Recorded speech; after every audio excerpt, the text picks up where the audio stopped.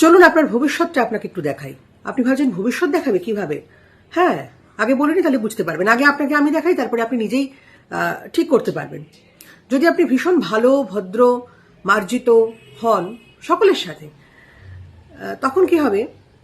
অসভ্যতা, বেইমানি, অকৃতজ্ঞতা, অপমান এগুলো আপনার জন্য সুনিশ্চিত, নাম্বার 1। আর নাম্বার 2, যদি আপনি উল্টো দিকের মানুষটাকে বুঝতে পারছেন না, আনপ্রেডিক্টেবল লাগছে, তার ক্ষমতা সম্পর্কে আপনার কোনো জ্ঞানই নেই, অথচ আপনি তার পেছনে লাগতে চলে এলেন, তার ক্ষতি করার চেষ্টা করলেন, তাহলে জানবেন আপনার চরম ক্ষতি, চরম বিপর্যয় সুনিশ্চিত। এবার এই দুটো হচ্ছে রেজাল্ট আপনার জানা থাকলো।